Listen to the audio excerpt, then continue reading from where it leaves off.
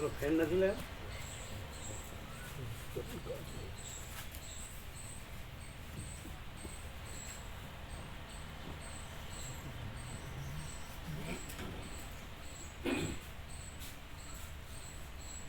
શનિવાર તમારે ચાલુ નથી બેંક રજા તો આજે આજે રજા એની બીજો ચોથો શનિવાર રજા બીજો ને ચોથો હા બેંક બંધ રહે એમ હા એના કેમ છે મહેન્દ્ર પ્રમાણે સારું રિકવર થાય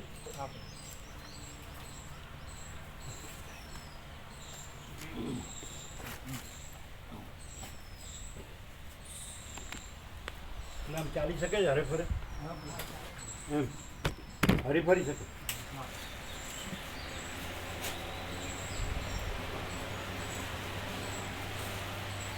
ये सबको मिले फैन ऐसे रखो वो एक बंद है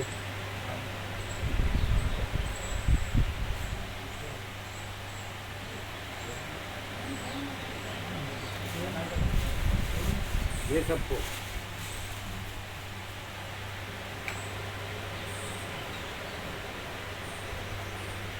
वो इधर ले लो वो बंद है वो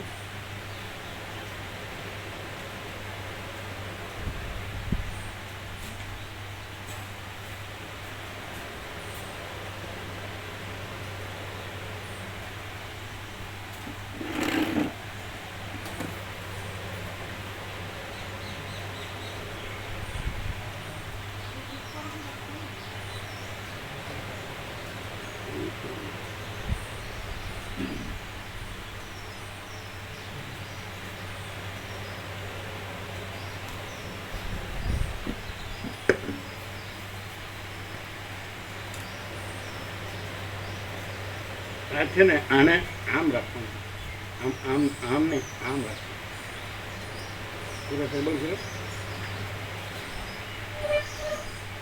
इसको पीछे जाना तो चलेगा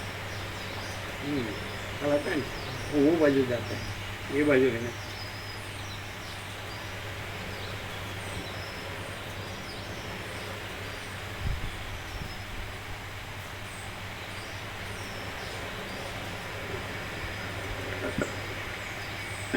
ओम ओम ओछो छे नहीं हमें ओम હવે જોશો કોન્ટેક્ટ જોઈ લેજો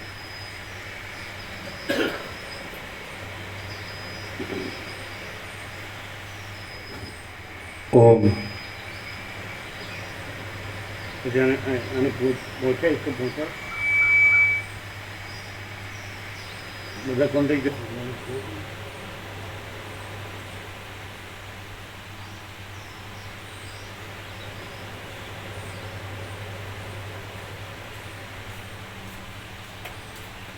જે કોન્ટેક્ટ લીધો જોઈએ બોર્ડમાં જોઈએ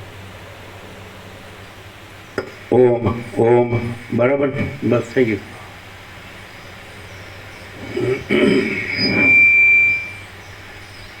परम चिदाकाश परम ज्योति अखंड ज्योति अनंत पूर्ण परम चिदाकाश परम शांति स्वयं सिद्ध स्वयं प्रकाश स्वयं पूर्ण स्वस्वरूप यही सब कुछ है, इसके सिवा कुछ नहीं है। शून्यभास अनंत कोटि महाकल्पो है ही नहीं। वसिष्ठराम निर्वाण उत्तरार्ध राउंड 38मो राउंड।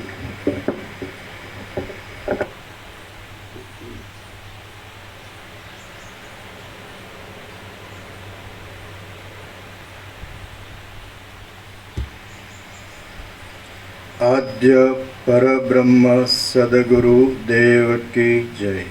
ओम श्री परमात्मने नमः।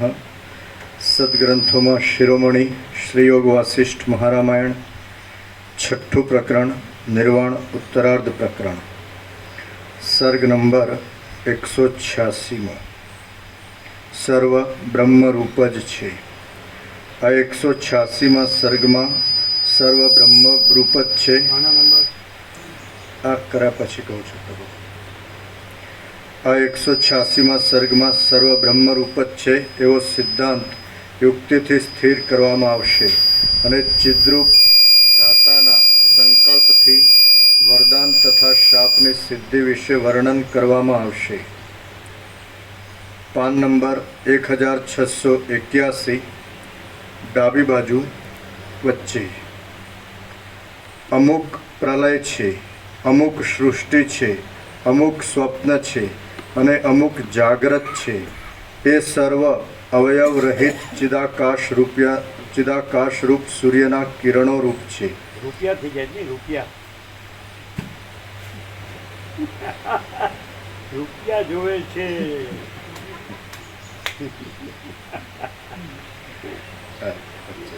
રૂપિયા નું સાંભળ્યું? હેલા જીતુભાઈ, રૂપિયા સાંભળ્યું કે નહીં? ક્યાં ઊંધું ખાલી રૂપિયા નું સાંભળ્યું? કોણે સાંભળ્યું રૂપિયા? પાછળ જુઓ.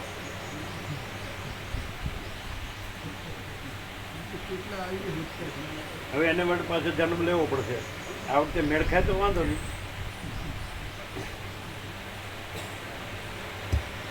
આપણે બળદેવ બોલેલા મીડિયા ફૂલ એન્ડ ફાઇનલ કરી દેવા. મજબૂત ટીકાઉ સંતોષકારક દિવ્યાલૌકિક સત્ય છે સુંદર અને જોવું ન પડે. અને હનુમાનજી ટમેટું કૂદે તો એને કાંઈ ન થાય એવું.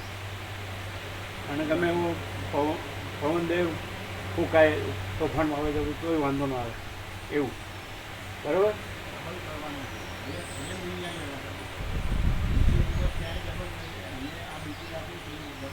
શું કહે છે? ડબલ એટલે કેવું છે? ક્યાં બે? અહીંયા એક જ.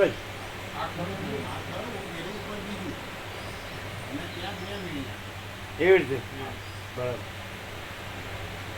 બરાબર કરી દેવાનું ફૂલ એન્ડ ફાઇનલ. રૂપિયા મારે બધા ગરથોડીમાંથી પાયા છે. રૂપિયાને મધ ને ચટાડે નહીં. છઠ્ઠીમાં કે શું હોય? ક્યારે હોય છે? છઠ્ઠીમાં. અમુક પ્રલય છે, અમુક સૃષ્ટિ છે, અમુક સ્વપ્ન છે અને અમુક જાગ્રત છે. એ સર્વ અવયવ રહિત ચિદાકાશ રૂપ સૂર્યના કિરણો રૂપ જ છે. ચિદાકાશની અવિદ્યારૂપી નિદ્રામાં વાસના રૂપે જે સ્વપ્ન ભાગ પ્રકટ થયેલો છે તે ઉપાધિરૂપ અંશના પ્રાધાન્યથી ચિત્તરૂપ કહેવાય છે. ચિદ્રૂપ અંશના પ્રાધાન્યથી જીવ કહેવાય છે અને દેવ, મનુષ્ય, અસુર આદિ શરીરરૂપ પણ તે જ છે. વળી તત્વજ્ઞાન વડે અજ્ઞાનરૂપી નિદ્રાનો નાશ થતાં તે મુક્ત થાય છે. તેનું જ ખરેખર વાસ્તવિક સ્વરૂપ ઓળખવામાં આવે. એટલે હવે જેટલું સાંભળો. એટલે આ જે પ્રકાશ છે એમાં આમાં શું ડિફરન્સ? બધા તમારા સત્શાસ્ત્રો, સદગુરુઓ, બધા તમારા ધર્મ, અધ્યાત્મ, પરમાર્થ બધું તત્વ, જે તત્વનું જ્ઞાન, અનુભવ બધું એમાં આ પ્રકાશમાં શું ફેર?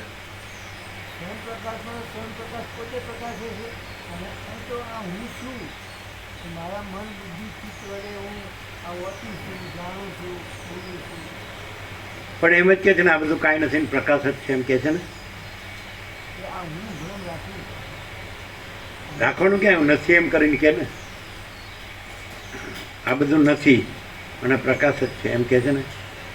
એટલે પ્રકાશમાં આ બધું નથી ને પ્રકાશ જ છે એમ કહેવા પણ નથી. પ્રકાશ છે જ. નથી ને હું નથી કહેવાનું. અને પ્રકાશ તો સ્વયં પ્રકાશ છે, એને હું પ્રકાશ કહેવાનો નહીં ખ્યાલ આવે. તમે કીધો એવો અર્થ ન થાય. આ પ્રકાશ છે, પછી એ કાંઈ કહેવા પણ નથી, તો સ્વયં પ્રકાશ છે. અને એમાં બીજું કાંઈ નથી ને બીજું કાંઈ થતું નથી. એટલે એ નથી ને નથી એ કેવા પણ નથી. જેમ કે સૂર્ય છે તો સૂર્ય છે જ, સૂર્ય જ છે. અને એમાં પછી સૂર્ય એ તો સ્વયં પ્રકાશ છે, એમાંય કાંઈ કહેવાપણું નથી. એ તો સ્વયં છે પ્રકાશ. અને એમાં રાત્રિનો અંધકાર નથી એ કહેવાપણું નથી. નથી ને નથી કહેવાપણું નથી. એટલે આ છે ને છે કે છે, નથી નથી કે છે એવું પ્રકાશમાં નથી. પ્રકાશ સચ છે, પ્રકાશ પ્રકાશ જ છે. અને એમાં પ્રકાશને પ્રકાશ કહેનારું નથી, કહેવાપણું નથી. અને એમાં નથી એવું અજ્ઞાન અંધકાર એ નથી કહેવાપણું નથી. અને પ્રકાશ સહજ પ્રકાશ છે. ક્લિયર થાય? આમાં આમાં શું ફેર? પ્રકાશ, કેવળ પ્રકાશ, કેવળ આનંદ, કેવળ શાંતિ, સહજ પ્રકાશ, સહજ આનંદ, સહજ શાંતિ. ક્લિયર? સંપૂર્ણ પ્રકાશ, સંપૂર્ણ આનંદ, સંપૂર્ણ શાંતિ. અનંત પ્રકાશ, અનંત આનંદ, અનંત શાંતિ. અખંડ પ્રકાશ, અખંડ આનંદ, અખંડ શાંતિ. બરાબર? અભેદ પ્રકાશ, અભેદ આનંદ, અભેદ શાંતિ. પરમ પ્રકાશ, પરમ આનંદ, પરમ શાંતિ. શું કહે છે? સહજ, સહજ. એટલે કહેવા પણ નથી. આ પ્રકાશ કહેતો નથી, સ્વયં છે જ. ખ્યાલ આવે? અને એ પ્રકાશ પોતે પ્રકાશ છે એમ એ કહેતો નથી. અને બધામાં અજ્ઞાન અંધકાર નથી એમ એ કહેતો નથી. તો આ ક્યાંથી કહેવાય છે? બોલો જીતુ, તમે શું કહો? પ્રકાશ તો પોતામાં પ્રકાશ કહેવા પણ નથી. હા હા, શું કહો? આ બધું શું છે? આ બધા માણસો છે એ આત્મજ્ઞાનને, બ્રહ્મ વિદ્યાને, આત્મ સાક્ષાત્કારને, બ્રહ્મ સાક્ષાત્કારને, ઈશ્વર સાક્ષાત્કારને, સમ્યક પ્રબુદ્ધપણુંને, નિર્વિકલ્પ સમાધિને, આ બધું શું છે?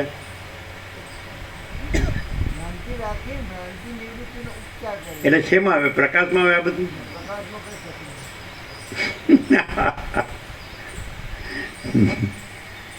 આકાશથી પણ મોટો આખો કેવળ પ્રકાશ છે. એમાં આખું આકાશ એ કાંઈ નથી ને આકાશમાં રહેલો આખો આ દ્રશ્ય ભ્રાંતિ એ કાંઈ નથી. આખી આકાશ ભ્રાંતિ એ કાંઈ નથી ને આખી દ્રશ્ય ભ્રાંતિ એ કાંઈ નથી. અને આકાશથી પણ મોટો આખો કેવળ પ્રકાશ છે. બોલો કેવું છે નિરૂપણ? પ્રકાશ પોતે પોતાનું નિરૂપણ કેવું કરે છે?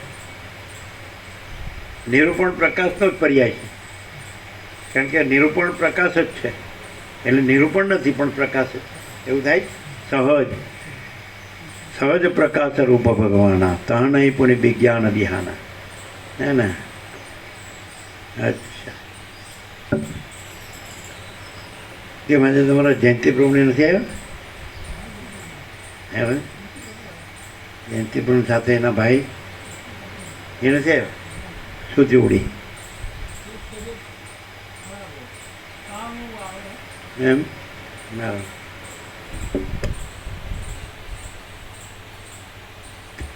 ખબર પડે? પૈસા વગર કાંઈ નહીં. હું હવે શું ખબર પડે?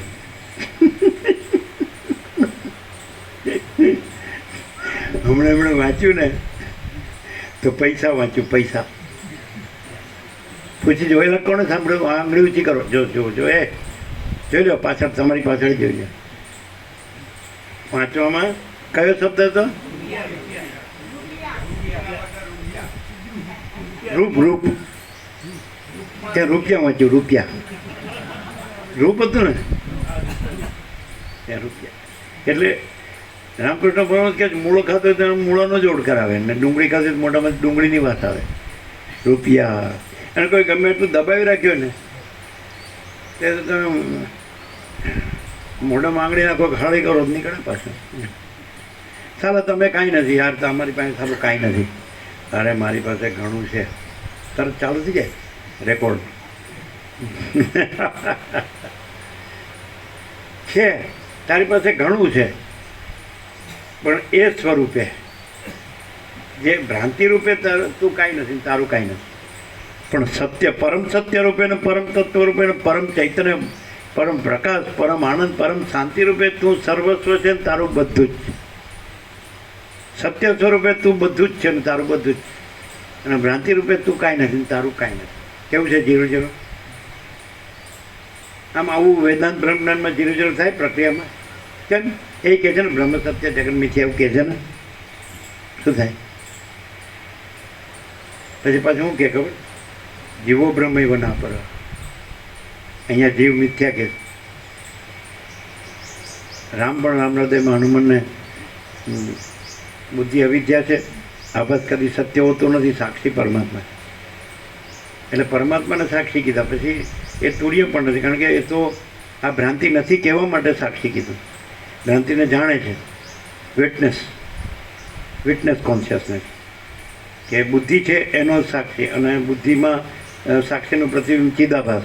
એ ચિદાભાસ સહિત બુદ્ધિ અમરૂપ જીવ, તો એ કાંઈ નથી એમ કહીને પછી સાક્ષી નથી, પછી પોતામાં પોતે જ કેવળ અખંડ જ્યોતિ સ્વરૂપ પરમાત્મા છે. અગર તો કેવળ પરબ્રહ્મ અખંડ સચ્ચિદાનંદ જ છે, અગર તો અમાપ સચ્ચિદાનંદ ઘન પરમાકાશ જ છે, અગર તો એ પ્રકાશ પોતે પ્રકાશ છે, તો એમ કે હું પોતે અનંતપૂર્ણ પરબ્રહ્મ છું, સ્વપ્રકાશ, સ્વયં સિદ્ધ, સ્વયં પ્રકાશ, સ્વયં પૂર્ણ, સ્વસ્વરૂપ, અવિદ્યાવાસના ચિત્ત હમ જગત છે જ નહીં. પ્રકાશ બોલે છે, પ્રકાશ હુઆ છે, હું નહીં, કોઈ બીજું કોઈ નહીં, બીજું કાંઈ નહીં, બીજું કાંઈ થતું નહીં. ક્યાંથી આ તમે માની કે આ કાંઈ નથી એવી ભ્રાંતિ થઈ કે હું જન્મ ને આ જગત છે, આના પોતે બીજા પોતાનું બીજાના જન્મે છે, જીવે છે, હું મારું કરે છે, રાગદ્વેષ કરે છે, સુખી દુઃખી થાય, મરી જાય, બધું આ ભ્રાંતિ થઈ. તો એકદમ આરપાર આ સાંભળો છો પ્રકાશને, તો ક્યાંથી ધરમૂળથી, જળમૂળથી કે ને ક્લિયર થઈ શકો. આ ભ્રાંતિ સાપેક્ષ ભ્રાંતિ નથી, એ જ છે કેવળ અખંડ જ્યોતિ સ્વરૂપ પરમાત્મા છે. અથવા તો परम चिदाकाश परम ज्योति अखंड ज्योति यही सब कुछ है, इसके सिवा कुछ नहीं. अगर तो महाचिदाकाश स्वयं प्रकाश संपूर्ण प्रकाश, अगर तो पूर्ण ब्रह्म अनंत तेज घन अनंत चेत घन, यही सब कुछ है, इसके सिवा कुछ नहीं. अगर तो परमाकाश केवल अनंत तेज घन, अगर तो परमाकाश अखिल आत्मा पूर्ण ब्रह्म परमात्मा, यही सब कुछ है, इसके सिवा कुछ नहीं. तो હવે આ ભ્રાંતિ છે ને એકદમ આમ પછી કાંઈ જોવું જ ન પડે, કરવું જ ન પડે એવું કેટલેથી કરશો? ધર્મૂળથી. એ તો શબ્દ થયો. ધારો કે વસીટ એમ ન કે હું અનંત શુદ્ધ ચિદાકાશ છું તોય અનંત શુદ્ધ ચિદાકાશ, ને એમ ન કે હું વસીટ નથી તોય વસીટ નથી, એવું સહજ. અને એવી રીતે તત્વબોધ કરે છે અને ભલભલાનું ચોખ્ખો કરી દે કે ભાઈ આ બધું અનંત શુદ્ધ ચિદાકાશ છે, હું તું તે એવું કંઈ છે જ નહીં, કાંઈ ઉત્પન્ન થતું નહીં. ચિદાકાશમાં જન્મનો ભ્રમ છે જ નહીં, જન્મના ભ્રમ પછી બધા ભ્રમ આવે. તો આમ કે ચિદાકાશ જ રહ્યું છે અને જન્મનો ભ્રમ સંભવતો જ નથી, થયો જ નથી, એવું બોલવામાં નહીં, પ્રેક્ટિકલમાં કેવી રીતે ખબર પડે? ખબર પડે આમ શું કહેવાય છે, શું કહેવાય? શબ્દોમાં નહીં. શબ્દ તો તમે પોપટને કહો રામ રામ તો કે રામ રામ, એ તો પોપટલાલ તો બધા વડીલ છે. તમે મક્કમ છો અહમ બ્રહ્માસ્મીમાં, કોઈ વાંધો નહીં.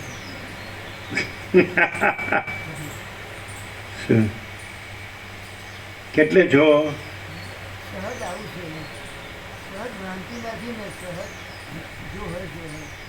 અમે એનું ક્રાઇટેરિયા, મૂળ મુખ્ય લક્ષણ શું જાણીએ ખબર?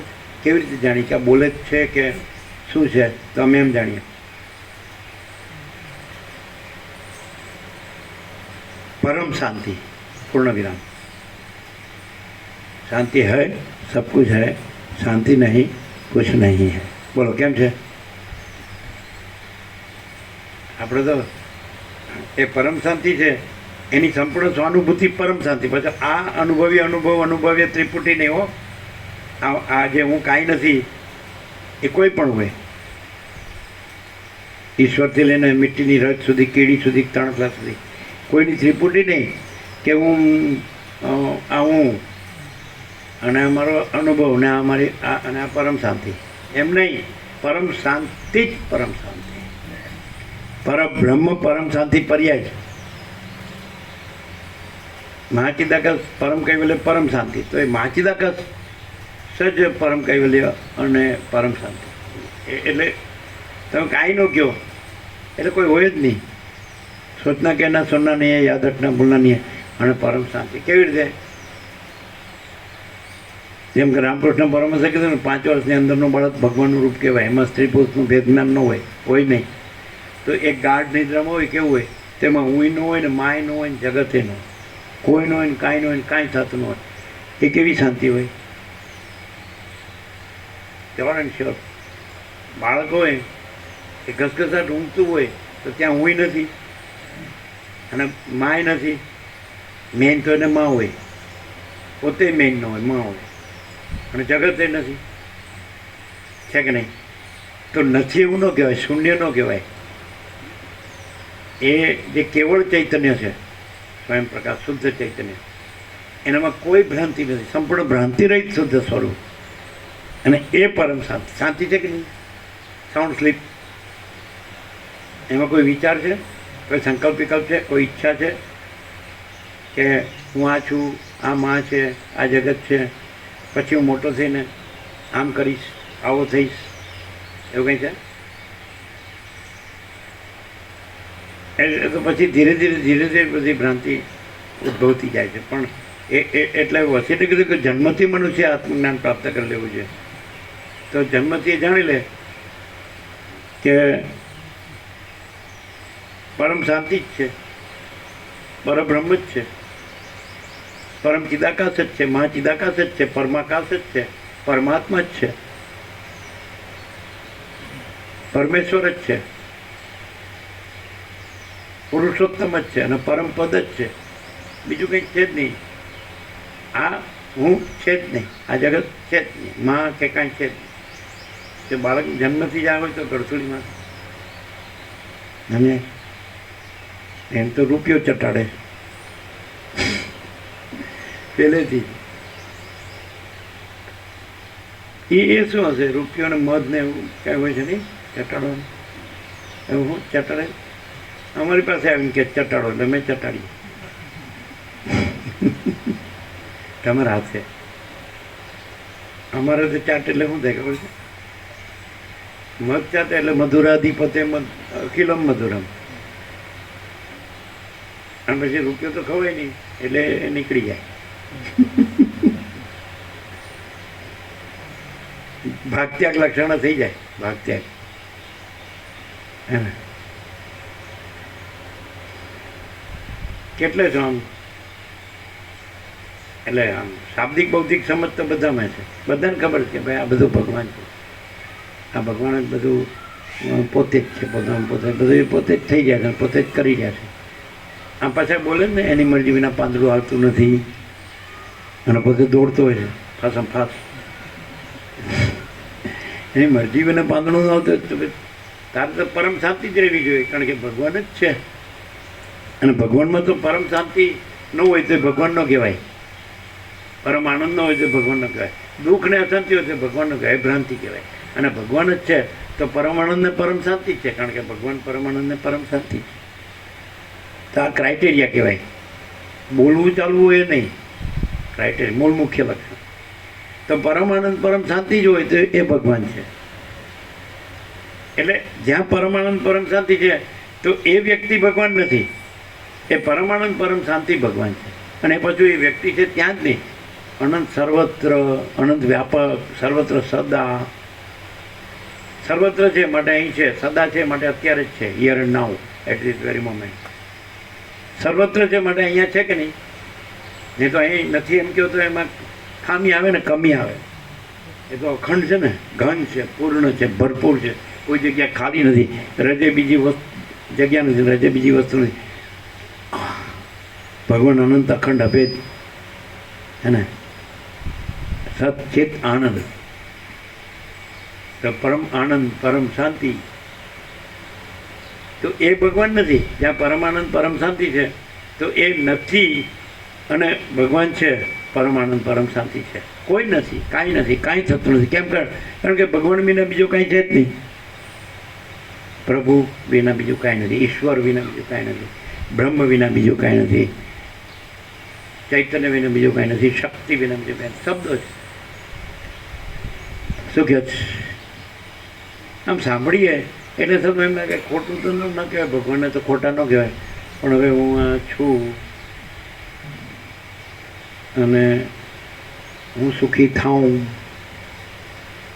તો ભગવાન છે ને પરમાનંદ છે, પાછું બીજું સુખી થવાનું ક્યાં આવ્યું? એના નિત્યનો 3 પ્રકાર.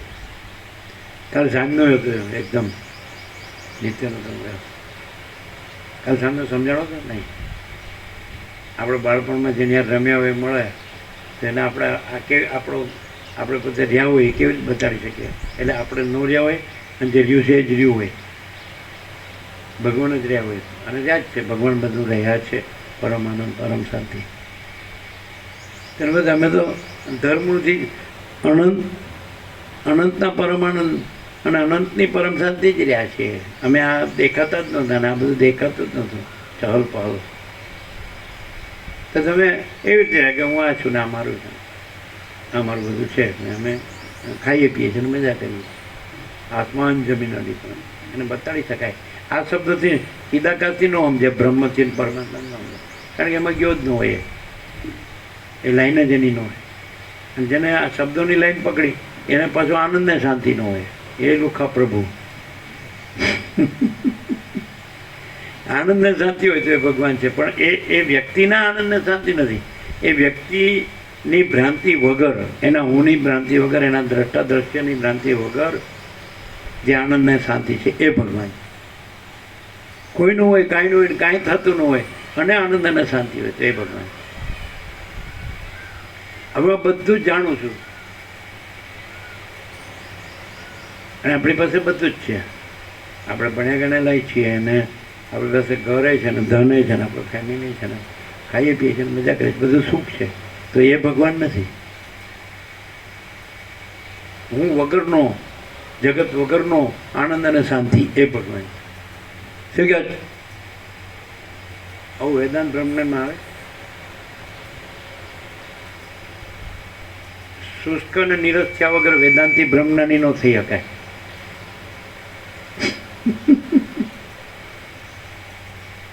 પણ એક બાજુ એમ કે હું અને મારું, હું આ છું ને પછી મારું ઘર છે, ધન છે, ફેમિલી છે, બધું ખાઈ પીએ છે, મજા કરી છે અને અહમ બ્રહ્માસ્મી, તો ના ચાલે. અહમ નથી અને બ્રહ્મ પ્રકાશ છે, જ્યાં અહમ ન હોય ત્યાં કે અહમ બ્રહ્માસ્મી, તો એ બ્રહ્મનું હું બ્રહ્મ છે, અહમનું હું બ્રહ્મ નથી. ખબર પડે? અહીં એમ ન થાય કે સારું આપણે જે બધું અત્યાર સુધી જાણ્યું એને આ પ્રકાશ એને ઝઘડો થાય છે અંદર, આપણે કોન્ટ્રાડિક્શન, વિરોધાભાસ, એવું ન થાય. આપણે જાણ્યું આટલું બધું વેદાંત બ્રહ્મજ્ઞાન, એ કાંઈ નહીં, આપણે કાંઈ નહીં. કેવી ખબર પડે?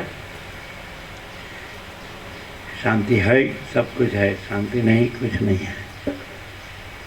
પરબ્રહ્મ એટલે શું? પરમ શાંતિ. મહાચિદાકાશ એટલે શું? પરમ શાંતિ. પરમ ચિદાકાશ, પરમાકાશ એટલે શું? પરમ શાંતિ.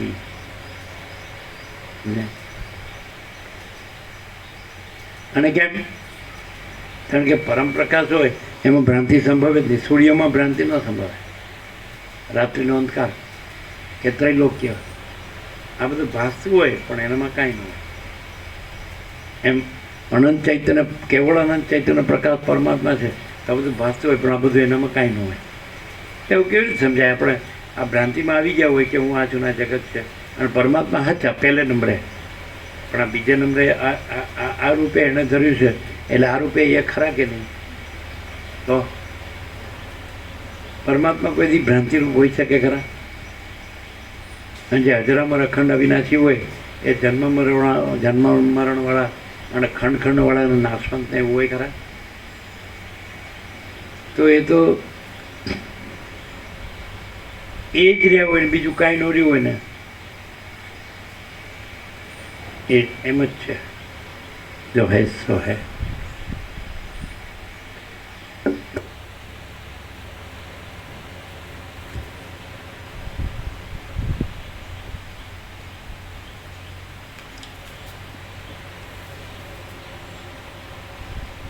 ચિદાકાશની અવિદ્યારૂપી નિદ્રામાં વાસનારૂપે જે સ્વપ્ન ભાગ પ્રકટ થયેલો છે તે ઉપાધિરૂપ અંશના પ્રાધાન્યથી ચિત્તરૂપ કહેવાય છે. ચિદ્રૂપ અંશના પ્રાધાન્યથી જીવ કહેવાય છે. અને દેવ, મનુષ્ય, અસુર આદિ શરીર રૂપ પણ તે જ છે. વળી તત્વજ્ઞાન વડે અજ્ઞાનરૂપી નિદ્રાનો ક્ષય થતાં તે મુક્ત થાય છે. તેનું જ ખરેખર વાસ્તવિક સ્વરૂપ ઓળખવામાં આવે તો પોતાની મેળે જ સુષુપ્તિના જેવી નિર્વિકાર દશાને ઉત્પન્ન કરે છે. અને મોક્ષેચ્છુ પુરુષો પછી પરિપાક દશામાં તેને મોક્ષ નામથી કહે છે. રામ બોલ્યા, હે મહારાજ, દેવ, અસુર આદિ ભેદો વડે ચિત્ત કેટલા પ્રકારનું છે? તેની અંદર અવિદ્યા ક્યાં સુધી રહે છે? અને જગત પણ ક્યાં સુધી રહે છે? વળી તે કેવડું છે? તેમજ આત્મજ્ઞાન શી રીતે મળે છે? વસિષ્ઠ બોલ્યા, ચિત્ત જ નર, દેવ, દૈત્ય, સ્થાવર, સ્ત્રી, નાગ, પર્વત, વૃક્ષ, પિશાચ, પક્ષી, કીડા અને રાક્ષસ આદિ રૂપ છે એમ તમે સમજો. તેનું પ્રમાણ અનંત છે એમ તમારે સમજવું. અને તેમાં બ્રહ્માથી માંડી સ્તંભ પર્યંત હજારો જગતો એક પરમાણુની પેઠે રહેલા છે. ઉપર આકાશમાં ચક્ષુ ઇન્દ્રિયને પ્રેરવામાં આવે છે અને સૂર્ય પ્રદેશથી પણ ઉપરના પ્રદેશમાં જે કાંઈ ચક્ષુ ઇન્દ્રિયના જ્ઞાનનો અનુભવ થાય છે તે ચિત્તનું જ રૂપ છે. તે અનંત છે અને નિર્મળ આકારવાળું છે. એ એક ચિદાત્માનું સંસારના કારણરૂપ હોવાથી વિકટ રૂપ છે. તેના સમષ્ટિ સ્વરૂપની અંદર જ્યારે લોકોની સમૃદ્ધિ બ્રહ્માંડ આદિની કલ્પના વડે ખડી થઈ જાય છે ત્યારે સૃષ્ટિનો અનુભવ થાય છે. એટલે ચિત્તમાંથી જ સૃષ્ટિનો ઉદય થયો એમ કહેવામાં આવે છે. ચિત્ત જ જીવરૂપ છે અને તે અનાદિ તથા અનંત છે. ગળામાં જેમ આકાશ રહે છે તેમ વિધાતાની ઈચ્છાને અનુસરી તે સર્વ દેહોમાં રહે છે. વળી પછી વિધાતાની ઈચ્છા અનુસાર જ તે તેમાંથી નીકળી જાય છે અને તેમાં રહેતું પણ નથી. હે પ્રિય રામચંદ્રજી, જેમ નદીનો પ્રવાહ જમીનના નીચા ઊંચા પ્રદેશને ગ્રહણ કરતો રહે છે અને ત્યાગ પણ કરતો રહે છે, તેમ મન પણ શરીરનું ગ્રહણ પણ કરે છે અને તેનો ત્યાગ પણ કરે છે. જેમ ખરું સમજવામાં આવી જતાં ઝાંઝવાના જળમાં થતી જળની ભ્રાંતિ શાંત થઈ જાય છે, તેમ આ જીવને પણ જ્ઞાન વડે આત્મ સ્વરૂપનો બોધ થતાં દેહ આદિની ભ્રાંતિ તરત શમી જાય છે. જગતની અંદર જે પરમાણુ પ્રસિદ્ધ છે તેના જેવડું જ ચિત્તનું પ્રમાણ છે અને તે જ જીવ કહેવાય છે. એ જીવોના ચિત્તની અંદર જ આ આખું જગત રહ્યું છે. સ્વપ્ન સ્થળમાં દેખાતા દ્રશ્યની પેઠે આ જે કંઈ દ્રશ્ય દેખાય છે તે ચિત્તરૂપ છે અને ચિત્ત જીવરૂપ છે. તેથી જગત અને આત્મા એ બેમાં શો ભેદ છે? સ્વપ્નની પેઠે જોવામાં આવતો આ પદાર્થોનો સમૂહ ચિદાકાશ રૂપ છે. સુવર્ણની અંદર જેમ કડા, કુંડળ આદિ ભાવોની સત્તા જુદી નથી, તેમ ચિદાકાશની અંદર પદાર્થોની સત્તા પણ જુદી નથી. જેમ સમુદ્રરૂપ એક દેશની અંદર ભેગા થઈ રહેલા જળો પૃથક પૃથક સ્ફુરે છે, તેમ ચિદાકાશની અંદર સર્વ દ્રશ્યની સ્ફૂર્તિ થાય છે અને તે તેની અંદર અભિન્ન સત્તા વડે નિરંતર રહેલું છે. જેમ સમુદ્રની અંદર રહેનારા જ દ્રવ રૂપે અભિન્ન સત્તાથી સ્ફુરે છે, તેમ પરબ્રહ્મની અંદર પદાર્થોનો સમૂહ પણ અભિન્નતા વડે સ્ફુરે છે. એવી રીતે યથાસ્થિત જગતરૂપી પૂતળીના આકાશના જેવા સ્વરૂપને ધારણ કરી રહેલા આ ચૈતન્યરૂપી સ્તંભ નિશ્ચળપણે રહેલો છે, અનાદિ છે અને અનંત છે. સ્વપ્ન ભૂમિની પેઠે આ સર્વ જગત યથાસ્થિતપણે રહ્યું છે, છતાં પોતાના મૂળ શાંત સ્વરૂપને નહીં છોડતા તે ચિદાકાશની અંદર આરોપિત સત્તા વડે રહેલું છે. સમાનતા, સત્યતા, સત્તા, એકતા, નિર્વિકારીપણું અને અન્યોન્ય આધાર આધેય ભાવ એ બધું જગત અને ચિદાકાશ એ બંનેમાં રહેલું છે. સ્વપ્ન સંકલ્પ, સંસાર અને વર શાપ આદિમાં વ્યાવહારિક રીતેથી તળાવ, સમુદ્ર અને નદી વગેરેના જળની પેઠે ભિન્નતા લાગે છે, પણ વસ્તુતઃ જોતા તેમાં કશી પણ ભિન્નતા નથી. રામ બોલ્યા, વર શાપ સંબંધી વસ્તુઓનો જે અનુભવ થાય છે તેમાં કાર્ય કારણ ભાવ શો છે અને કેવા પ્રકારનો છે તે આપ મને કહો, કેમ કે ઉપાદાન કારણ વિના કોઈ પણ જાતનું કાર્ય થવું સંભવતું જ નથી. વશિષ્ઠ બોલ્યા, જેમ જળની સ્ફૂર્તિ થતાં સમુદ્રની અંદર રહેનાર તેની ચક્રીનું ચલન થાય છે, તેમ તત્વજ્ઞાનથી અતિ નિર્મળ થઈ ગયેલું ચિદાકાશ સત્ય સંકલ્પને અનુસરી જે કાંઈ વિવર્ત રૂપે થઈ રહે છે તે જગત નામે ઓળખાય છે. સમુદ્રની અંદર ઉછળતા જળની પેઠે વિધાતાના પોતાના આત્મ ચૈતન્યમાં અનેક ભાવો ઉઠ્યા કરે છે અને તે ચિદ્રૂપ જ છે. બુદ્ધિશાળી વિદ્વાનો તેના સંકલ્પ આદિ જુદા જુદા નામો કલ્પી લે છે. કાળ વડે, અભ્યાસ યોગ વડે, વિચાર વડે, સમાન દ્રષ્ટિ વડે, જાતિના સાત્વિકપણા વડે અથવા સાત્વિક અને શુદ્ધ ચિત્ત વડે સારી પેઠે જ્ઞાનને પ્રાપ્ત થયેલ તેમજ યથાર્થ વસ્તુ સ્વરૂપને ઓળખનારા વિવેકી પુરુષની બુદ્ધિ ચિન્માત્ર રૂપ, દ્વૈત એકતા આદિથી રહિત, આવરણથી રહિત એવા વિજ્ઞાનરૂપ, ચિદાકાશરૂપ, એક આત્મ પ્રકાશરૂપ અને દેહ અદેહ આદિ ભેદભાવનાથી રહિત થઈ જાય છે. કાળ વડે, અભ્યાસ યોગ વડે, વિચાર વડે, સમાન દ્રષ્ટિ વડે, જાતિના સાત્વિકપણા વડે અથવા સાત્વિક અને શુદ્ધ ચિત્ત વડે સારી પેઠે જ્ઞાનને પ્રાપ્ત થયેલ જાતિના સાત્વિકપણા વડે અથવા સાત્વિક અને શુદ્ધ ચિત્ત વડે સારી પેઠે જ્ઞાનને પ્રાપ્ત થયેલ તેમજ યથાર્થ વસ્તુ સ્વરૂપને ઓળખનારા વિવેકી પુરુષની બુદ્ધિ ચિન્માત્ર રૂપ, દ્વૈત એકતા આદિથી રહિત, આવરણથી રહિત અને વિજ્ઞાન રૂપ, ચિદાકાશ રૂપ, એક આત્મ પ્રકાશ રૂપ અને દેહ અદેહ આદિ ભેદભાવનાથી રહિત થઈ જાય છે. તે તત્વજ્ઞ પુરુષ પોતે જે કાંઈ દેખે છે તે સર્વ સંકલ્પ માત્ર છે એમ સમજે છે. વળી તે પોતાના શાંત આત્માનો જ એક વિવર્ત છે તથા પરમાર્થ દ્રષ્ટિ વડે જોતા પોતાનાથી એ કાંઈ ભિન્ન નથી એમ તે સમજે છે.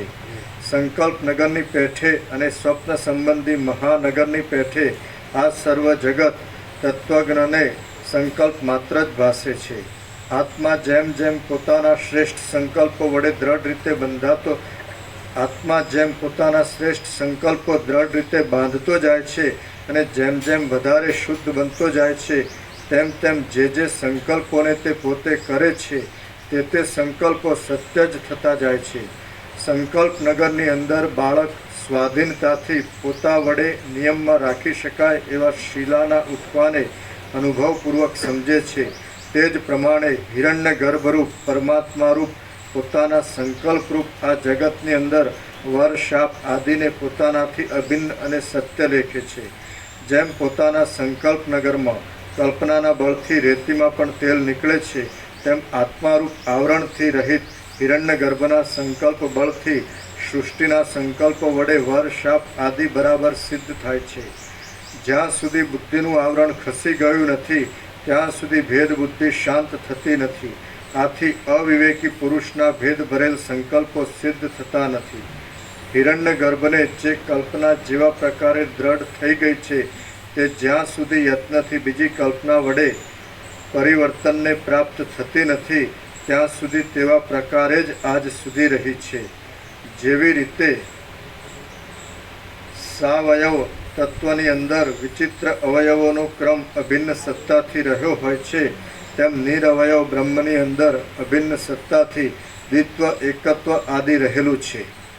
રામ બોલ્યા, હે મહારાજ, આવરણ રહિત શુદ્ધ જ્ઞાનથી સાવ શૂન્ય એવા ધાર્મિક ઉગ્ર તપસ્વીઓ વગેરે શાપ આદિને કેમ આપે છે અને તે કેમ સત્ય થાય છે તે આપ કહો.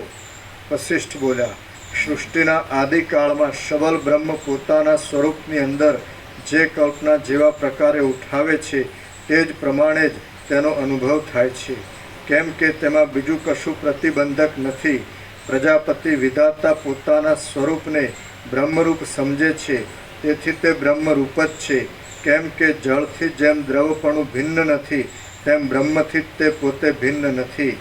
એ પ્રથમ પ્રજાપતિ જેવી જેવી કલ્પના કરે છે તેવી તેવી તે થાય છે. આ જગત એ એક તેની જ કલ્પના છે.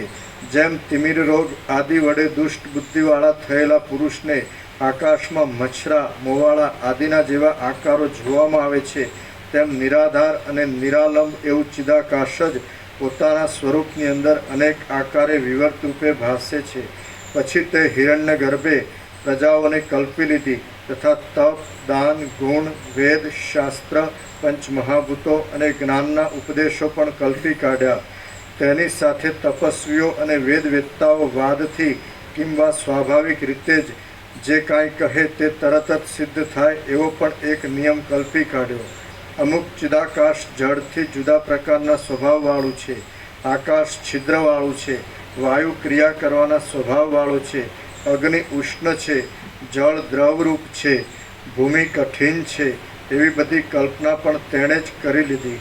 એવી રીતે એ પ્રજાપતિને વિશે થઈ રહેલ તે ચિદ ધાતુ વસ્તુતઃ નિર્વિકલ્પ હોવા છતાં જેવા સંકલ્પ કરે તેવા જ અનુભવ થાય છે. જેમ આ સર્વ પ્રજાપતિરૂપ ચિદ ધાતુથી જુદું નથી, તેમજ તમારું અને મારું પણ સમજવું. ચિદાકાશ જેને જેવા સ્વરૂપે સમજે છે તે સંપૂર્ણ અંશે તેવા પ્રકારે જ થઈ જાય છે. સ્વપ્નમાં પ્રતીતિમાં આવતા એવા તમે અને હું ઇત્યાદિની પેઠે તે સદરૂપ દેખાતા છતાં અસદરૂપ જ છે. જેમ સંકલ્પ નગરની અંદર શિલાનું નૃત્ય પણ સત્યરૂપે કલ્પાય છે, તેમ જગતરૂપી હિરણ્ય ગર્ભના સંકલ્પ નગરની અંદર પણ પ્રજાપતિનો સંકલ્પ સત્ય જ છે.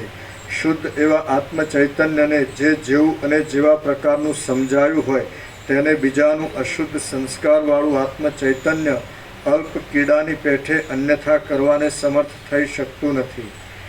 જે વિષયનો ઘણા લાંબા સમય સુધી અભ્યાસ કરાયો હોય તેને આત્મચૈતન્ય વિશેષ કરીને દેખે છે અને બીજાને અલ્પ પ્રમાણથી દેખે છે. સ્વપ્નમાં, જાગ્રતમાં અને વર્તમાન સમયમાં બધું વિદ્યમાન છતાં અભ્યાસ અનભ્યાસ જ તેની વિશેષ પ્રતીતિ કે અલ્પ પ્રતીતિ થવામાં હેતુરૂપ છે.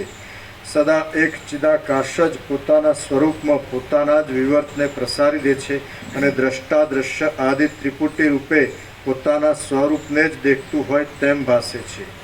બીજું કાંઈ નથી.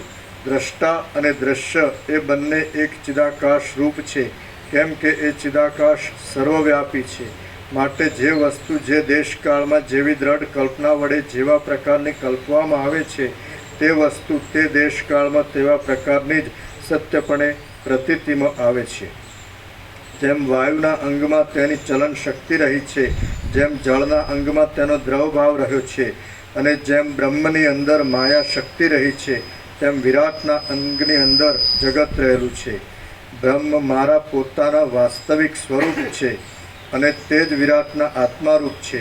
જગતનું તથા આત્માનું સ્વરૂપ વિચારી જોતા તે વિરાટ રૂપ છે. તેથી શૂન્યપણાની અને આકાશની પેઠે બ્રહ્મનો અને જગતનો કાંઈ ભેદ નથી. ગંગા આદિ નદી પર્વત ઉપરથી નીચે પડે છે ત્યારે તે સ્થાનમાં તેના જળ બિંદુઓની અનેક પંક્તિઓ દેશકાળ અનુસાર ઉપર ઉછળે છે તથા નીચે પડે છે.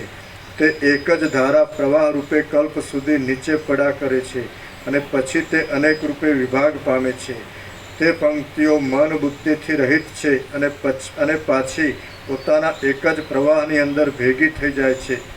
તે જ પ્રમાણે બ્રહ્મના એક વિવર્તરૂપ આ જગતના વિચિત્ર ભેદો વિશે પણ સમજવાનું છે. માત્ર તફાવત એટલો જ છે કે જળ બિંદુઓ મનઃ બુદ્ધિ આદિથી રહિત છે અને જગતના ભેદો પોતાની મેળે જ પોતાના દેહોમાં બુદ્ધિ આદિની કલ્પના કરી લે છે. અને જળ જેમ દ્રવપણાને ધારણ કરે છે તેમ તેઓ સૃષ્ટિની શોભાને ધારણ કરે છે.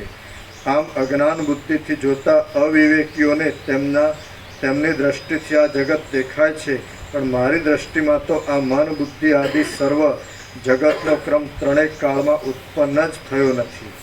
વળી તે કારણ રહિત છે, તેથી અદ્વૈત રૂપ જ છે.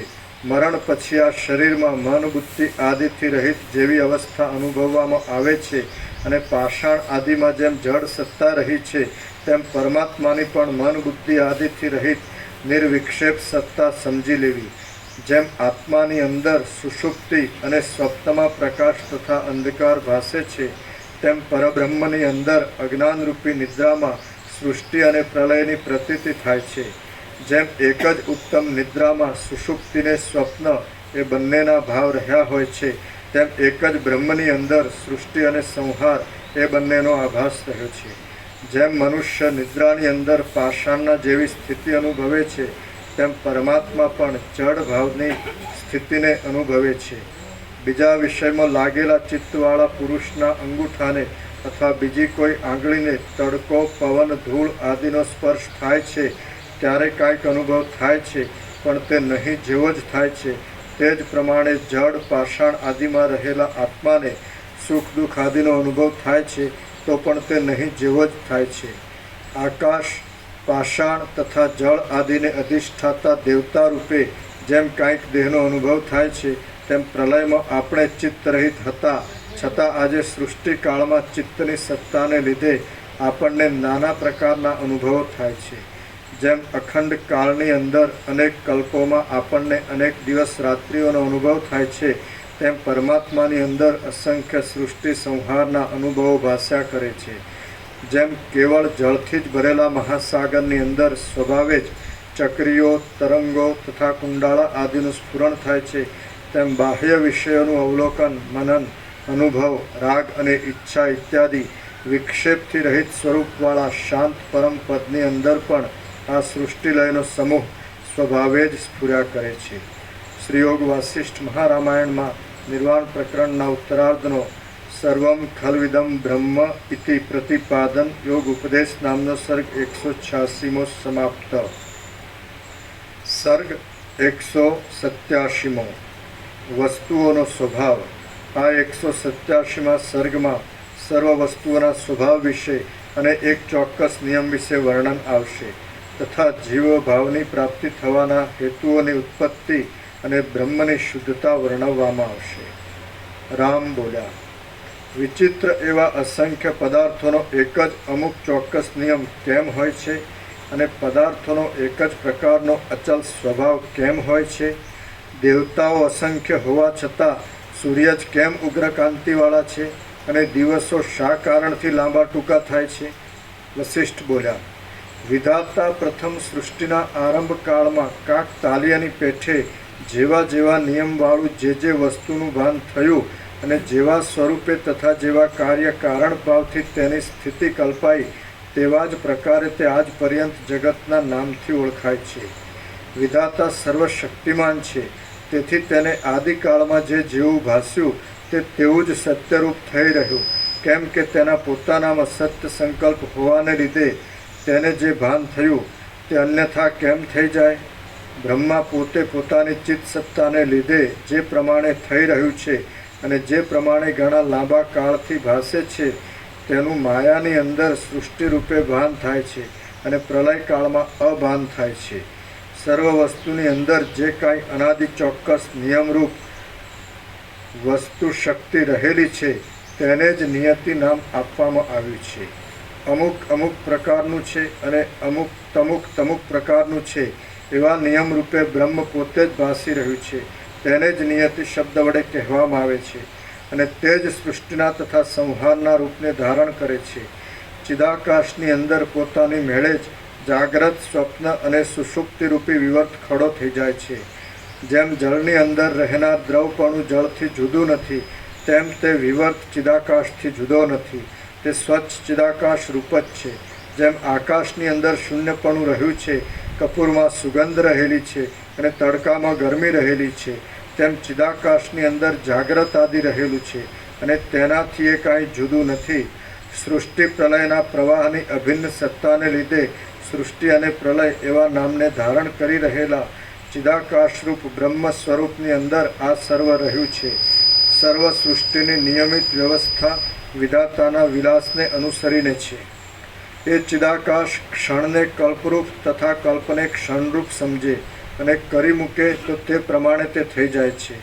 સ્વપ્નની પેઠે તે દેશ, તે કાળ, તે ક્રિયા, તે દ્રવ્ય અને તે ઉદય આદિ સર્વ સ્વભાવે જ ચિન્માત્ર તત્વનો એક વિવર્ત છે.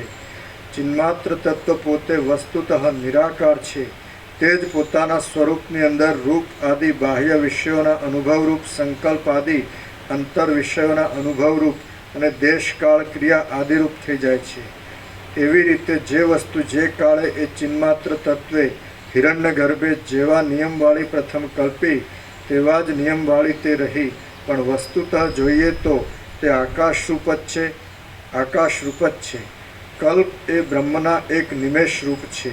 એક કલ્પ સુધી પદાર્થો એક રૂપે થઈ રહે છે.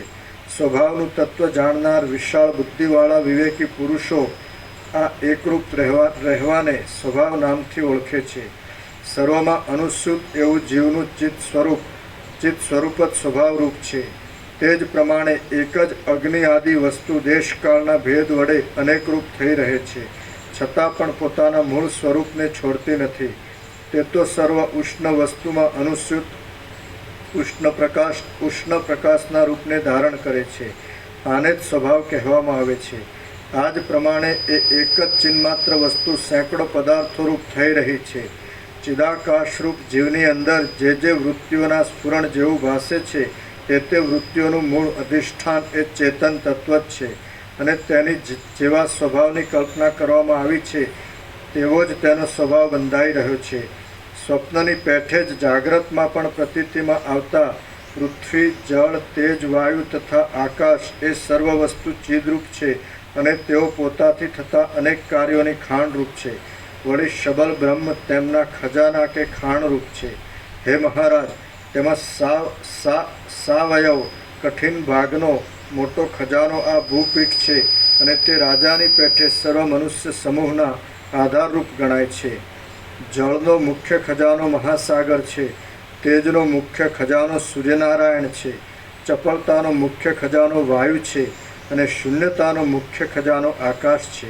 આ પાંચે મહાભૂતો આ જગતની અંદર વ્યાપ્ત થઈ રહેલા છે. આમ પંચ મહાભૂતો બ્રહ્મના એક વિલાસ રૂપ જ છે, અને તે સર્વભૂતોના ખજાનારૂપ બ્રહ્મનું સ્ફુરણ જ છે. તેથી એ પાંચે મહાભૂતોની અંદર વ્યાપ્ત થઈ રહેલો તેનો સ્વભાવ બ્રહ્મ સત્તાથી કાંઈ ભિન્ન નથી. હવે સૂર્ય ઉગ્ર કાંતિવાળો કેમ છે ઇત્યાદિ પ્રશ્નોનું સમાધાન થઈ જાય છે.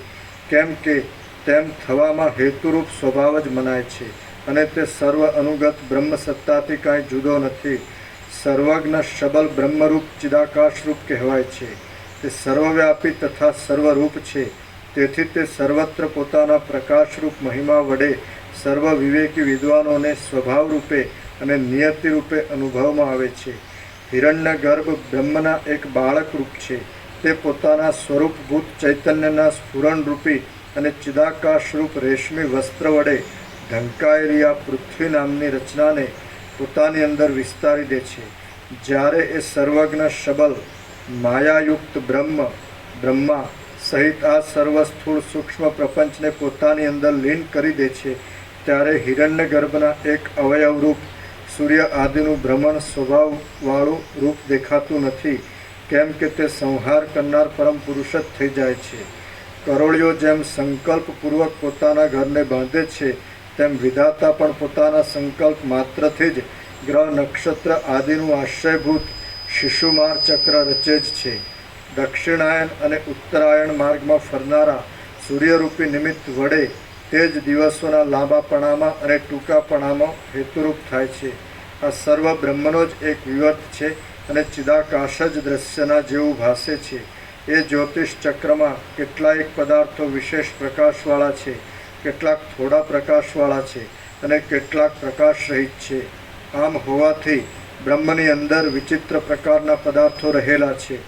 વિવેકી તત્વજ્ઞ પુરુષની દ્રષ્ટિમાં આ પદાર્થોના સમૂહો ઉત્પન્ન પણ નથી થયા અને દેખાતા પણ નથી, પણ ચિદાકાશરૂપ આત્મા જ સ્વપ્ન દ્રશ્યની પેઠે ઉત્પન્ન નહીં થયા છતાં દ્રશ્ય રૂપે ઉત્પન્ન થયા જેવો ભાસે છે. આત્મા ચિન્માત્ર છે, તે જ ચિદ્રૂપ સર્વેશ્વર છે, અને તે જ તમે, હું ઇત્યાદિ સર્વરૂપ દ્રશ્યના આકારે પ્રત્યક્ષ રૂપે ભાસે છે. દેહનો નાશ થતાં જાણે તેનો પણ નાશ થતો હોય તેવું જણાય છે, પણ વસ્તુતઃ જોતાં તેનો ભાસ પણ થતો નથી, ભાસ પણ થતો નથી, અને તેનો નાશ પણ થતો નથી. ચિદાકાશ પોતાના સ્વરૂપની અંદર સ્વપ્ન સૃષ્ટિની પેઠે જાગ્રતમાં પણ અનુભવમાં આવે છે. તો પછી આ જગતનું સ્વરૂપ ચિદાકાશ વિના બીજું શું પારમાર્થિક હોય? જે વસ્તુ જેવા સ્વરૂપે અને જેવા પ્રકારે બ્રહ્મસત્તા વડે સ્ફુરે છે, તે વસ્તુ બ્રહ્મસત્તાના બળથી જ્યાં સુધી નિયમિત રીતે પ્રતીતિમાં આવે છે ત્યાં સુધી તેને જ તેની અંદર રહેનાર નિયામક ચિત્ત સત્તાના અંશને જ નિયતિ તથા સ્વભાવ આદિ શબ્દ વડે ઓળખવામાં આવે છે. ફોતરાવાળા ધાન્યની અંદર અપ્રકટ રૂપે રહેલી અંકુર શક્તિની પેઠે તે બ્રહ્મ સત્તા પ્રથમ ઉત્પન્ન થનાર પોતાના આકાશરૂપ અંગની અંદર શબ્દ તન્માત્રાના જેવી સ્થિતિ વડે અપ્રકટ રૂપે રહે છે. પછી તેના વડે જ આ દ્રશ્ય રચના ઉત્પન્ન થાય છે. આવા પ્રકારની કલ્પના અવિવેકીઓને તત્વબોધ થવા માટે શ્રુતિ મુનિ આદિએ કરેલી છે, પરંતુ તેનું તાત્વિકપણું બતાવવા માટે નથી. બાકી મૂર્ખોની કરેલી કલ્પના વૃથા જ છે. કોઈ દેશકાળમાં આ કશું ઉત્પન્ન પણ થતું નથી અને કશાનો નાશ પણ થતો નથી, પરંતુ શિલાના ગર્ભની પેઠે શાંત એક રસમય બ્રહ્મરૂપ છે અને બ્રહ્મ સત્તા રૂપે તે સત્ય છતાં પોતાના આરોપિત સ્વરૂપથી અસત્ય છે.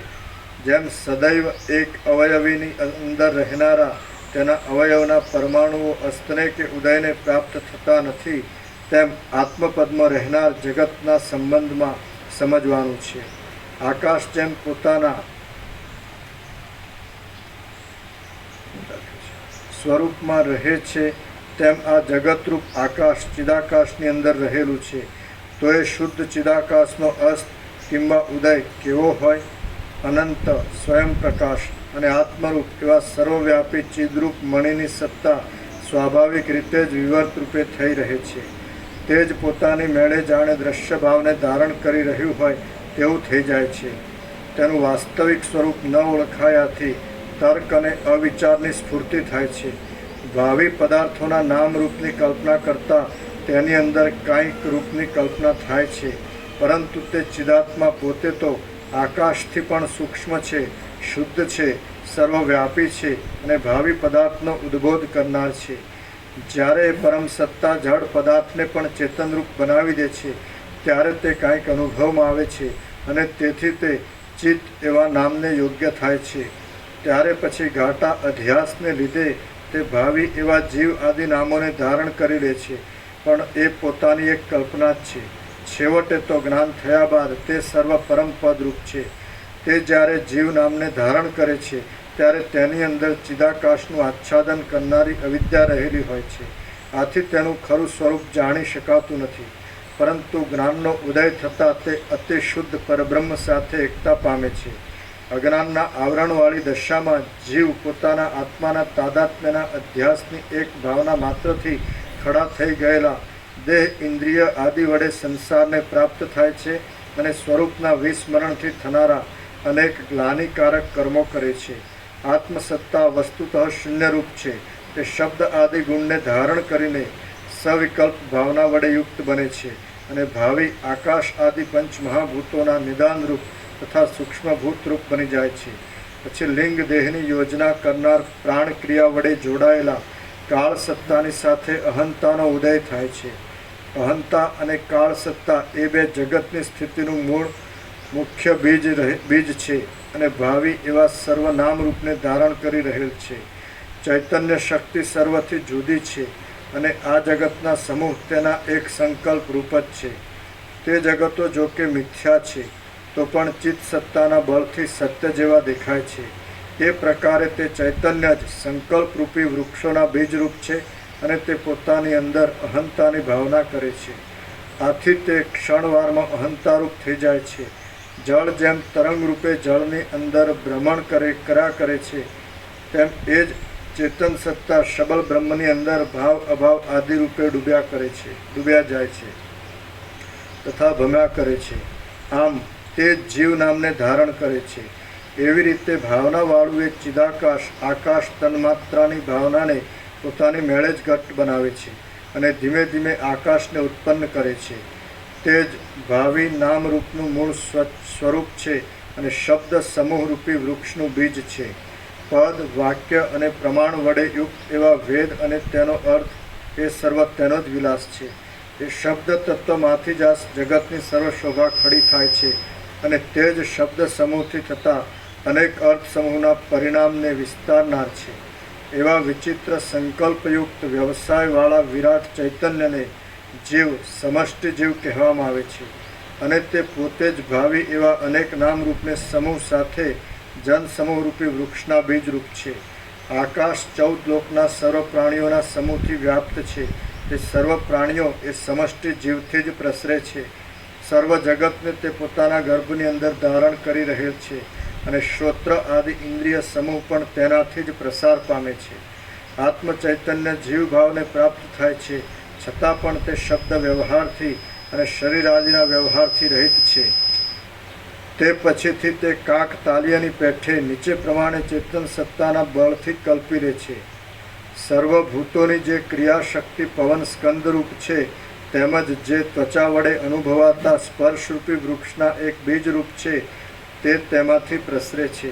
વળી તેની અંદર ચિદવિલાસને જે પ્રકાશનો અનુભવ થાય છે, તે રૂપ તન્માત્ર છે અને તે ભાવિ એવા પોતાના નામરૂપને પણ ધારણ કરી રહેલ છે. આ પ્રકાશરૂપ ચેતન સત્તા જ તેજરૂપ છે અને એ તેજ કાંઈ બીજા વડે બનેલું નથી. આવી જ રીતે સ્પર્શનો અનુભવ કરનાર ચેતન જ સ્પર્શરૂપ છે, બાકી સ્પર્શ કાંઈ બીજી વસ્તુ નથી. જેમ આકાશ પોતા વડે જ પોતાના સ્વરૂપની અંદર અવકાશનો આશ્રય કરી સ્થિર રહે છે, તેમ શબ્દનો અનુભવ કરનાર ચિદાત્મા જ પોતે શબ્દરૂપે થઈ તેવા રૂપે અનુભવમાં આવે છે. વળી શબ્દ ગ્રાહક પણ તે જ છે, બીજું કોઈ નથી. કેમ કે તે અવસ્થામાં સૃષ્ટિના આરંભ કાળમાં સમષ્ટિ જીવની અંદર બીજા કોણ શબ્દનું ગ્રહણ કરનાર હોય? જેમ સૃષ્ટિના આદિકાળમાં સમષ્ટિ જીવમાં ઈતરની કલ્પના ન હતી, તેમ હમણાં આજે પણ સમષ્ટિમાં તે નથી. કેમ કે દ્વિત્વ એકત્વ આદિનો અત્યંત અસંભવ છે. એવી જ રીતે રસ તન્માત્ર અને ગંધ તન્માત્ર વિશે સમજી લેવાનું છે. વસ્તુતઃ તે સાવ અસત્ય છતાં સ્વપ્નની પેઠે જાગ્રતમાં સત્યરૂપે પ્રતીતિમાં આવે છે. તે જ સૂર્ય આદિના પ્રકાશ વડે જ આલોકરૂપી પ્રકાશ કરવારૂપી વૃક્ષના એક બીજરૂપ છે. તે અને તેમાંથી રૂપના ભેદથી સંસાર પ્રવર્તે છે. આકાશના જેવા નિર્વિકાર અને ભાવિવા અનેક નામને ધારણ કરનાર એ તત્વમાંથી પોતાની મેળે જ રસ તન્માત્ર ઉત્પન્ન થાય છે. તે અન્ન પાન વગેરેના સમુદાયના માધુર્ય આદિના અનુભવરૂપ કહેવાય છે. જીવ જ ભાવિ એવા રૂપો તથા નામોના સંકલ્પોને ધારણ કરનાર આ સર્વ કાર્યકારણના સમૂહરૂપ છે અને તે પોતે સંકલ્પ વડે ગંધ તન્માત્રને પણ ઉત્પન્ન કરે છે. ભૂગોળ તેમાંથી જ ઉત્પન્ન થાય છે. તેથી તે આકારરૂપી વૃક્ષના બીજરૂપ છે અને સર્વના આધાર તથા આત્મારૂપ છે. તેના વડે સર્વ સંસાર પ્રસરે છે. એવી રીતે પંચ તન્માત્રનો સમૂહ વસ્તુતઃ ઉત્પન્ન નહીં થયા છતાં ઉત્પન્ન થઈ ગયો છે અને કલ્પનાના જ બળથી નિરાકાર છતાં સાકાર થઈ રહ્યો છે. એ પંચ તન્માત્રનો સમૂહ કાક તાલિયાની પેઠે પોતે જે પ્રદેશ વડે રૂપને અનુભવે છે, તે ચક્ષુ કહેવાય છે. વળી જે પ્રદેશ વડે તે શબ્દને અનુભવે છે, તે શ્રોત્ર કહેવાય છે. અને જે પ્રદેશ વડે સ્પર્શને અનુભવે છે, તે ત્વચા ઇન્દ્રિય કહેવાય છે. જે પ્રદેશ વડે તે રસનો અનુભવ કરે છે, તે રસના ઇન્દ્રિય કહેવાય છે. અને જે પ્રદેશ વડે તે ગંધને અનુભવે છે, તે જ્ઞાનેન્દ્રિય કહેવાય છે. એક નિયમિત આકૃતિને ધારણ કરી રહેલો જીવ દિશાકાળ આદિના ભેદને કલ્પી લે છે અને વ્યષ્ટિભાવને લીધે સર્વાત્મ્ય ભાવના અભાવથી સર્વ અંગથી સર્વને જાણી શકતો નથી. એવી રીતે અનંત સંસાર સંબંધી કલ્પના પ્રત્યેક જીવમાં આત્માની અંદર જ રહેલી છે. તે અનુમાન વડે અનુભવાય છે. અનંતપણાથી તે વર્ણવી શકાય તેમ નથી. તે આત્મારૂપ જ છે અને આત્માથી જુદી નથી. પરમાર્થ દ્રષ્ટિ વડે જોતા તે ઉદયને અથવા અસ્તને પ્રાપ્ત થતી નથી, પરંતુ શિલાના અંદરના ગર્ભની પેઠે તે એક આનંદગન નિર્વ્યાપારપણે રહેલી છે.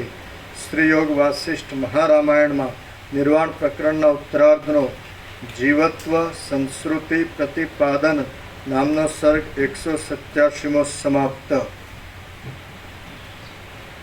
સર્ગ 188મો જીવના સ્વરૂપનું વર્ણન. આ 188મા સર્ગમાં જીવ બ્રહ્મરૂપ છે. તેની ઉત્પત્તિ લિંગ દેહની ભ્રાંતિથી થઈ એમ કહેવાય છે. એ વાત સ્પષ્ટપણે બતાવવામાં આવશે. વશિષ્ઠ બોલ્યા, આ જીવ ચિદાકાશ રૂપ જ છે. તેનું જે કાંઈ આદિમત્વ ઉત્પત્તિ બતાવેલું છે તે તમને બોધ થવા માટે છે, બાકી વાસ્તવિક નથી. કેમ કે તે પરબ્રહ્મથી અભિન્ન છે. એ ચિદાભાસ કિંવા જીવ બ્રહ્મનો એક ઉપાધિયુક્ત અવયવ જ છે અને તે અકૃત્રિમ છે. એ ચિદાભાસ દ્રશ્યને દ્રષ્ટારૂપે અનુભવતા જીવ શબ્દ વડે કહેવાય છે. હે રામ, ચિદ્રૂપ છતાં દ્રશ્યપરાયણ થઈ રહેનાર આ જીવના અનેક વિચિત્ર નામો છે, તે તમે સાંભળો. તે મુખ્ય પ્રાણને તથા કર્મેન્દ્રિયોને ધારણ કરે છે અને જ્ઞાનેન્દ્રિયને પણ ધારણ કરે છે. તેથી તે જીવ શબ્દ વડે કહેવામાં આવે છે. દ્રશ્યને સંકલ્પ દ્વારા અનુભવવાથી તે ચિત્ત શબ્દ વડે પણ ઓળખાય છે. અમુક વસ્તુ અમુક પ્રકારની જ છે એવો સ્પષ્ટ બોધ એનાથી જ થાય છે. તેથી તે બુદ્ધિ શબ્દ વડે અહીં કહેવાય છે. સંકલ્પ કરવાથી અને મનનનો જ્ઞાતા હોવાથી તે મન એવા નામથી પણ ઓળખાય છે. હું છું એવી પ્રતીતિ ઉત્પન્ન કરવાથી તે અહંકાર શબ્દથી પણ ઓળખવામાં આવે છે. શાસ્ત્રને વિચારનારા વિવેકી પુરુષો ચિદ્રૂપ આત્મા કે જે પરમાર્થરૂપ છે તેને જ મુખ્યત્વે ચિત્ત શબ્દ વડે બોલે છે. તે જ જીવ પ્રૌઢ એવા સંકલ્પ સમૂહના સંયોગથી ઉર્યષ્ટક પણ કહેવાય છે. સૃષ્ટિના આરંભકાળમાં પ્રથમ તે જ હોય છે. તેથી તેને પ્રકૃતિ શબ્દથી પણ ઓળખવામાં આવે છે. બોધ થતાં તેનું ઉપાધિમય રૂપ દેખાતું નથી, તેથી વિદ્વાનો તેને અવિદ્યા શબ્દથી ઓળખે છે. આવા જીવના નામો તમને કહ્યા. આ નિરાકાર અને નિર્વિકાર જીવને પંડિતો આતિવાહિક દેહના નામથી કહે છે અને તે લિંગ શરીરરૂપી ઉપાધિના યોગે આદિ અંતયુક્ત બોલાય છે. એવી રીતે આ ત્રણેય લોકની ભ્રાંતિ સ્વપ્નનગરની પેઠે અને સંકલ્પનગરની પેઠે ભાષ્યા કરે છે. તે ભોગ તથા મોક્ષરૂપ અર્થને આપનાર છે, તે છતાં નિઃસ્વરૂપ છે, શૂન્ય છે અને નિરાકાર છે. હે નરશ્રેષ્ઠ, આતિવાહિક દેહ જ ચિદાકાશ રૂપ છતાં લિંગ દેહરૂપ કહેવામાં આવે છે. વસ્તુતઃ જોતા તે આકાશથી પણ શૂન્ય છે. એ લિંગ શરીર અથવા આતિવાહિક દેહ મોક્ષ થતાં સુધી કાયમ જ રહે છે અને તેનો અસ્ત ઉદય થતો નથી. 14 લોકના સર્વ પ્રાણીઓની સૃષ્ટિનો અંકુર ચિત્તરૂપી ભૂમિમાં જ ફૂટે છે. તેની અંદર કાળની વ્યવસ્થાને અનુસરી ફળની પેઠે લાખો સંસારો ઉત્પન્ન થઈ ગયેલા છે, ઉત્પન્ન થશે અને હાલ પણ વિદ્યમાન જ છે. અરીસો જેમ પ્રતિબિંબને ધારણ કરે છે, તેમાં ચિત્તરૂપી દેહ અંદર અને બહાર અનેક જગતોને ધારણ કરે છે. આમ છતાં તે આકાશની પેઠે શૂન્ય જ છે. મહાકલ્પને અંતે સર્વનો નાશ થઈ જાય છે. તે પછી મહાશૂન્ય, પ્રૌઢ, બ્રહ્મરૂપ અને નિર્વિકાર એવા ચિદાકાશની અંદર ચિત્ત સ્વરૂપનું આવરણ કરનાર અજ્ઞાનનો નાશ થાય છે. એ ચિદાકાશના સ્વરૂપનું જ ભાન આ વર્ણવેલા ક્રમ પ્રમાણે આતિવાહિક દેહરૂપે ભાસે છે. જીવ જ પોતે આતિવાહિક દેહરૂપ છે અને તેને જગતનો પ્રકાશ અનુભવમાં આવે છે. આમ તેને અનુભવમાં આવતો એકાદ ભાગ બ્રહ્મા નામથી ઓળખાય છે અને કોઈ એક ભાગ વિરાટ શબ્દ વડે ઓળખાય છે. એવો કોઈ એક ભાગ સનાતન શબ્દથી ઓળખાય છે, કોઈક ભાગ નારાયણથી ઓળખાય છે, કોઈ ભાગ ઈશ નામથી ઓળખાય છે અને કોઈ ભાગ પ્રજાપતિ શબ્દ વડે બોલાય છે. જીવને જે ભાગમાં પોતાની 5 ઇન્દ્રિયોનું ભાન થાય છે તે ભાગમાં તે પ્રમાણે તે તેને રહેલો ભાસે છે. એવી રીતે આ અત્યંત પ્રસરી રહેલી દ્રશ્યની ભ્રાંતિ સિદ્ધરૂપે પ્રતીતિમાં આવે છે, છતાં તેમાં કશું પણ થયું નથી. કેમ કે વિસ્તીર્ણ આત્મતત્વ સર્વ દ્રશ્યથી રહિત છે. આત્મતત્વરૂપ પરબ્રહ્મ અનાદિ છે અને તેનો આવિર્ભાવ કે તિરોભાવ થતો નથી. કેમ કે તે જ પોતે સ્વરૂપનો સાક્ષાત્કાર ન હોવાથી સત અસત આકાર થઈ રહેલ છે. જેમ સ્ત્રીનું જ અહર્નિશ ચિંતન કરનાર પુરુષને સ્વપ્ન સ્ત્રી પુષ્ટપણે પ્રતીતિમાં આવે છે, તેમ આતિવાહિક દેહને પોતાના અનુભવને લીધે આ સર્વ પ્રપંચ પુષ્ટરૂપે પ્રતીતિમાં આવે છે. જેમ સ્વપ્નમાં અને સંકલ્પમાં પોતાના સ્વપ્ન આદિના દેહનો અને જગતનો મિથ્યા અનુભવ થાય છે, તેમ ઘટનો આકાર પણ શૂન્ય છતાં અને નિરાકાર છતાં પ્રતીતિમાં આવે છે. ચિદાકાશની અંદર સ્વપ્નમાં દેખાતી સ્વપ્ન વસ્તુની પેઠે આ સર્વ દ્રશ્ય પ્રપંચ અતિશય કાર્ય સાધી આપનાર પણ થાય છે. તે આકાશરૂપ છે, છતાં કઠિન પાર્થિવ આદિ પદાર્થની પેઠે આકારે ભાસે છે. એ આતિવાહિક દેહ પોતે નિરાકાર છે, શૂન્ય છે અને સ્વપ્નના જેવો આભાસરૂપ તથા મિથ્યા છે, છતાં તેનો ક્રમથી નીચે પ્રમાણે અનુભવ થાય છે. એ આતિવાહિક દેહરૂપ જીવ અસ્થિઓના સમૂહ વડે સ્થૂળ, બરડો, રૂંવાટા, શિરાઓ અને સ્નાયુઓ ઇત્યાદિ આકાર થઈ રહેલા સ્થૂળ શરીરને કલ્પી લે છે. પછી દેશકાળના ક્રમ વડે તથા શબ્દ આદિ વિષયોના ભોગ માટે તે જન્મ, કર્મ, ચેષ્ટા, સ્થાન, પરિણામ અને વયની સ્થિતિને કલ્પી લે છે. તેમજ દેહની અંદર જન્મના ભ્રમને પણ તે અનુભવે છે. વળી જરા, મરણ, ગુણ, દોષ આદિની કલ્પના 10 દિશાઓના મંડળોમાં પોતાનું ભ્રમણ, જ્ઞાન, જ્ઞેય અને જ્ઞાતાનો ભાવ તેમજ સર્વ વસ્તુઓનો આદિ, અંત અને મધ્ય એ સર્વને તે પોતે કલ્પી લે છે. આમ આતિવાહિક દેહરૂપ બની ગયેલો પુરાતન પુરુષ પોતે જ કલ્પી લીધેલા વ્યષ્ટિ સમષ્ટિના સ્થૂળ શરીરને લીધે પૃથ્વી, જળ, આકાશ, સૂર્ય, જન, સમાજ, વ્યવહાર, નગર અને શિખર ઇત્યાદિ રૂપ બની જાય છે.